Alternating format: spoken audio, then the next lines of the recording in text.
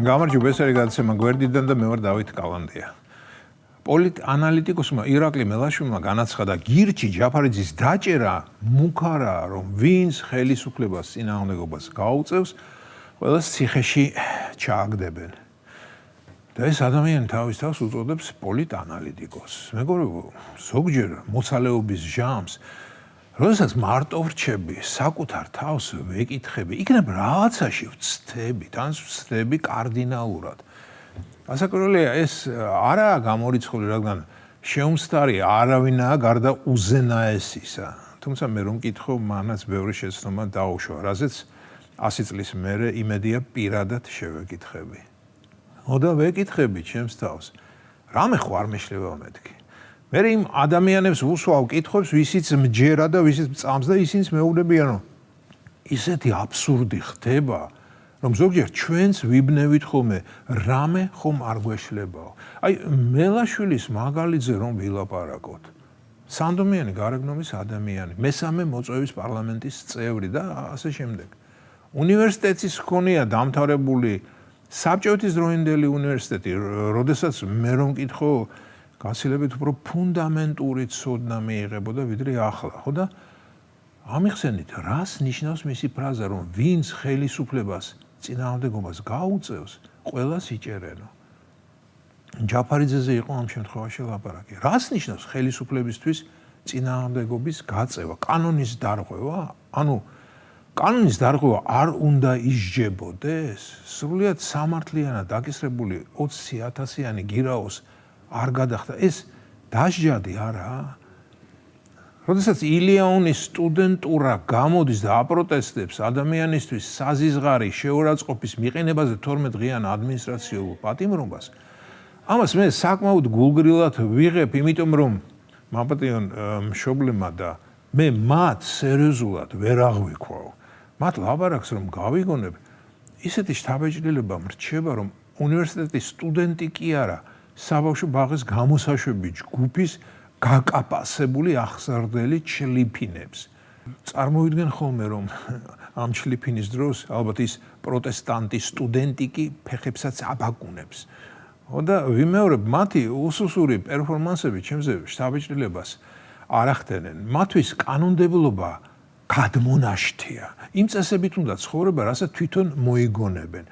აი, მელაშვილი კი ექსპერტი 91 წელს საქართველოს უზენაესი საბჭოს წევრი საარჩევნო ბლოკი მრგვალი მაგი და თავისუფალი საქართველოდან. ისიც იქით იხრება, რომ კანონის დარღვევა ყველასთვის არ უნდა იყოს დასჯადი, მით უმეტეს გირჩი ჯაფარიძისთვის. სიმართლე რომ არ იცოდე, იფიქრებ, რომ ზურა გირჩი იდგა თავისთვის პაპიროს ეწეოდა, ფიქრობდა თუ კიდევ როდის შეეშინებინა კრემლი თავისი შიშველი სხეულის დახვეწილობის დემონსტრირებით და ამ დროს ჰოპ და დაიჭირეს. რატომ გვატყუებენ სხვადასხვა ირაკლი მელაშვილები? უბრალოდ რატომ ცდილობენ მოგვატყუონ? მაგრამ არა, ისინი ჩვენ არ გვატყუებენ, იმიტომ რომ მათი გამოსვლა ჩვენთვის არაა განკუთვნილი. მათ იმ კოლექტიურ მელაშვილებს კარგად ესმის, ჩვენ ვერ მოგვატყუებენ. და აბა რაშია საქმე? და საქმე იმაშია, რომ სწორედ ილიაონის თავისუფალი და კიდევ ამდაგვარი ტვინ გამომრეცხი და აზრდამხშობი, ეგრეთ წოდებული უმაღლესი სასწავლებლების სტუდენტებისთვისაა განკუთვნილი ამდაგვარი ყალბი რიტორიკა და როგორც ხედავთ, ის ჭრის კიდეც სტუდიოზუსები და მელაშვილები ერთ ნარატივში არსებობენ. და ამ დროს მელაშვილმა მშვენივრად იცის, რომ ცრუბობს, რომ თავიდანვე ფალსიფიცირებულ მესიჯს ახმიანებს. და საკითხავია რატომ? რატომ შეგვიძლია ამას? გამორიცხულია თვითონ ვერ ხედავდეს, რომ სიტუაცია სულ სხვანაირადაა, ვიდრე ის წარმოაჩენს. არადა ის ბრიყვი ადამიანი არაა. მაშ რაშია საქმე? ერთ-ერთი პასუხი, რაც მე მიჩნდება, არის ის, რომ მელაშვილიც რაღაც დაკვეთას ასრულებს და ის დაკვეთა საიდანღაც ველური დასავლეთიდან ფინანსდება.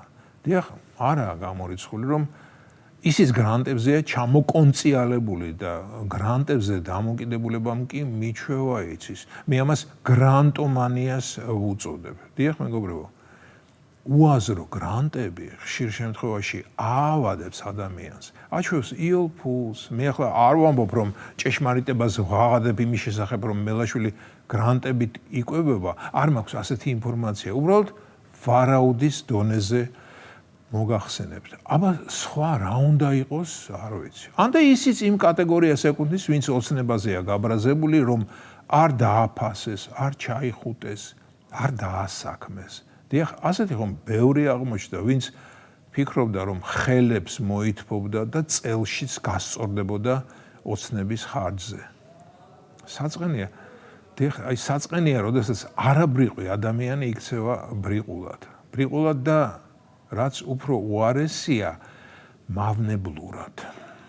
ეს იყო გადაცემა გვერდიდან და მე ვარ დავით კალანდია.